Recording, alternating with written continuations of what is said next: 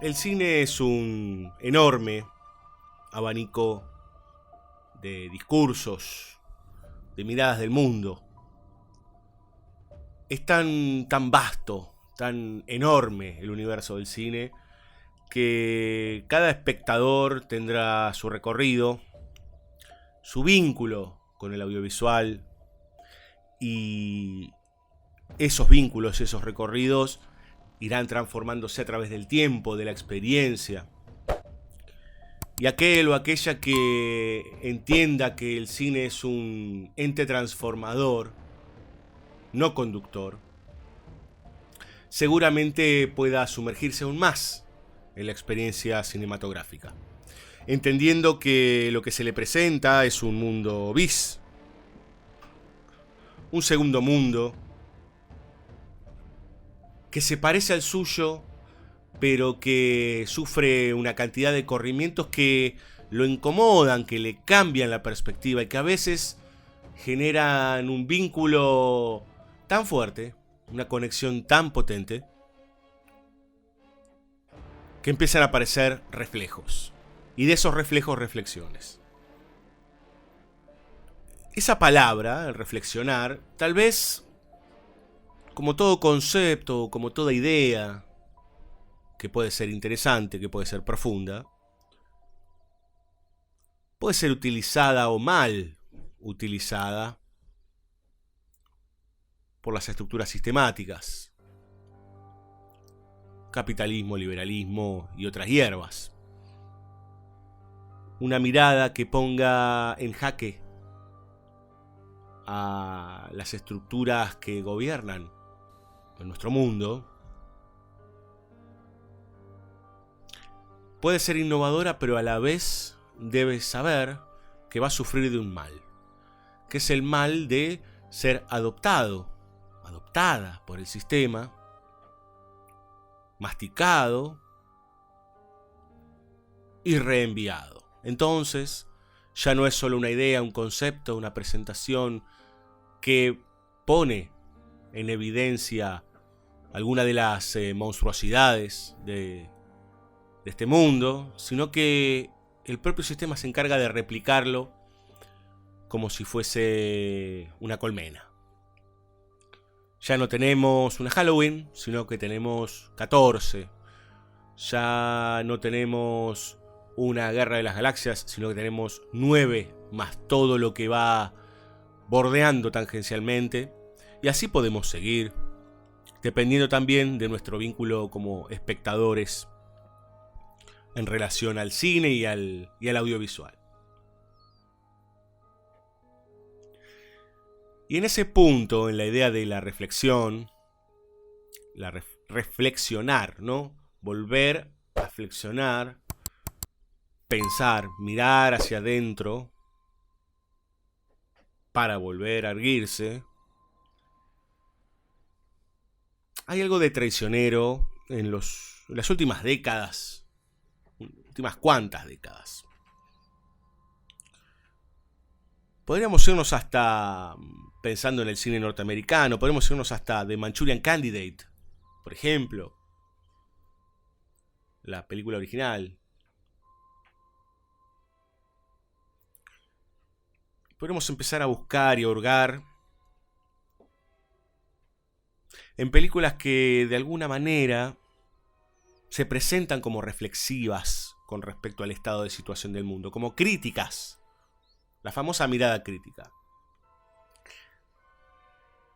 Estamos en los albores de una fecha muy particular que cambió al mundo otra vez para siempre, que es el 11 de septiembre. Aunque aquí en nuestro país también se celebra el Día del Maestro, paradójicamente. Para quienes conozcan por Domingo Faustino Sarmiento, probablemente uno de los seres más complejos de nuestra historia. Pero más allá de esto, la cuestión central del 11 de septiembre nos da para pensar con respecto a esto del cine crítico y reflexivo en cuanto al estado de las cosas. Y a veces nos autoengañamos con respecto a eso, y a veces somos engañados directamente, digamos, ¿no? podemos encontrar toneladas de películas en el cine norteamericano, por ejemplo, el cine dominante, cine y series, podríamos decir hoy, en donde se critica la propia estructura, su propia democracia, su propio sistema de poder, sus capas oscuras, una atrás de la otra. Lo han hecho infinidad de directores, algunos muy conocidos, otros no tan conocidos. Han hablado de sus campañas. Estados Unidos vive en guerra desde hace más de 130 años, sin parar, con la nación que se le cruce por delante. Siempre tuvo ansias de imperio, pero en ese sentido aparecen enorme cantidad de películas autocriticándose, podríamos decir, ¿no? Reflexionando presuntamente sobre su universo, sobre su forma de ver el mundo. Podríamos debatir si son miradas demócratas o son miradas más bien republicanas. Lo cierto es que en algún punto podríamos decir que es una suerte de máscara. Es una suerte de máscara. Porque, como decíamos antes, ¿no? Una primera reflexión de corte político puede ser interesante en la propia coyuntura. Una segunda puede ser admisible, pero cuando ya se convierte en un subgénero o en un modo de repetición, ya no surte ningún efecto.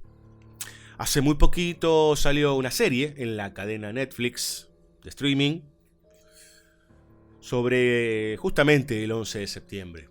Y pensando que son los 20 años y mirando hacia atrás, uno revisa y encuentra enorme cantidad de películas que surgieron como oportunidad en relación a ese tema. Probablemente uno de los momentos más sangrientos de la historia norteamericana luego de la Guerra de Secesión, podríamos decir. El ataque externo más importante de la historia de Norteamérica en suelo propio. Y es así como de la paranoia, del miedo, de la angustia, del terror del propio pueblo norteamericano y del mismo mundo, porque desde esta periferia donde vivimos, de esta lejanía, también teníamos mucho miedo. En nuestro país habían existido 2 atentados 7 años antes, 92 y 94, 9 y 7 años antes, en las embajadas y en la mutual israelita, la AMIA. Y el mundo tembló y nos dio miedo. Y todo ese caudal de miedo se aprovechó. Y lo que parecía una primera mirada crítica, podemos encontrarnos con el panfletario Michael Moore, se convirtió en montañas y montañas y montañas de contenido. Uno puede tomar una aspirina y le calma el dolor de cabeza. Pero el dolor de cabeza después vuelve. Y tomamos 1 y 2 aspirinas. Y al otro día 3. Y al otro día 4. Llega un momento que las aspirinas no sirven para nada. O en tal caso ya empezamos a tomar pastillas sin ningún contenido. Y ahí creemos que los materiales, cuanto más críticos sean y en demasía, en mayor tamaño, son más valiosos, y estamos equivocados. Por 2 motivos. Primero, por las cantidades, y segundo, porque no todo se soluciona desde un lugar de denuncia. Porque en el fondo lo que sería importante es que la reflexión, el repensar, venga de la mano de la expresión simbólica. Que podamos ver en una película de misterio, un thriller, una comedia, en una road movie, la que se les ocurra, podamos encontrar el mismo grado de reflexión. Es muy posible que si ustedes miran sobre todo Mentiras Verdaderas de James Cameron en el año 95-96, disculpen la falta de memoria, ya están todas las marcas de lo que iba a suceder un puñado de años después con los Estados Unidos. Es una película de aventuras con un actor brutalmente denostado injustamente como Arnold Schwarzenegger, con un director que se lo ha calificado de machista, no se sabe por qué, ¿no? Posiblemente después de Howard Hawks, tal vez Cukor, sea uno de los directores que más le ha dado a repensar el lugar de la mujer en la sociedad. Pero más allá de esto, este director de cine mainstream da mucho más para pensar en relación al estado de situación de las cosas, e inclusive para accionar a posteriori, que la carrada de películas sobre el 9/11 que vinieron después, incluyendo por ejemplo Oliver Stone y unos cuantos dando vuelta a Ridley Scott, ¿no? Porque de 9/11 vino Guerra de Irak, Guerra de Afganistán, y así, ¿no? Que inclusive no hacen énfasis en la conflictividad con la otredad, en este caso la cultura de Medio Oriente, sino que hacen énfasis en la cartelería, en decir somos problemáticos, ¿qué hacemos? Mirada progre que lo que hace es calmar la angustia. Entonces vemos material que pone en crisis o critica a lo que sabemos que está mal, pero ya sabemos que está mal, por lo tanto, es un painkiller, como dirían los gringos. Calma un rato el dolor de cabeza, ¿no? Volvemos al estado bourgeois y ahí quedamos. Y ahí quedamos flotando. ¿Cómo nos damos cuenta? Bueno, a veces no es tan fácil. Estamos sobreinformados, vemos demasiado material. Algunos críticos nos hacen ver primero lo que sale en el aquí y ahora y no nos hacen pensar en todo lo que se construyó. Entonces, claro, pensar que John Ford puede hablar del estado de situación de las elecciones democráticas hoy, hace 60, 70 años, no, eso es viejo. Y así podemos seguir pensando, ¿no? El progresismo servil al liberalismo, que también dice, antes el cine era machista, mas hoy no. Mentira. Mentira. No vieron una película, no vieron una sola película. Que de las puertas para afuera hubiese machista. Después podemos discutir inclusive, el rol de Hitchcock cuando decía algunas cosas con respecto a las actrices y los actores. Fantástico. Fantástico. Pero por favor, las obras no son lo mismo. Y hay muchas cosas allí que están diciendo lo mismo que decimos hoy. Ya las dijeron. E inclusive, si nos ponemos a pensar, seguramente hay literatura previa que ya pensó. Inclusive debe haber mitos previos que ya lo pensaron. Tenemos un problema. El sistema nos dice, qué bueno sos crítico, qué bueno sos novedoso. Y no es así. Y no es así. Realmente no lo es. Entonces, sentimos la necesidad de crear o de decir o de pensar, creyendo que se nos ocurrió a nosotros. Bueno, es perdonable. Pero en tal caso, se te puede haber ocurrido porque a unos cuantos se les ocurrió antes. Y eso no significa que no seas original. Sino, en tal caso, que te sirvieron de apoyatura, de vínculo, de conexión, de común unión, gente de antaño. O de otras latitudes.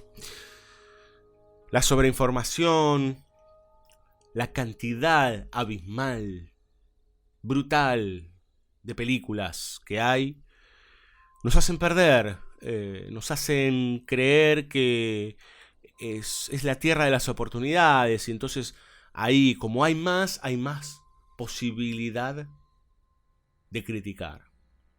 Podríamos decir sí y no.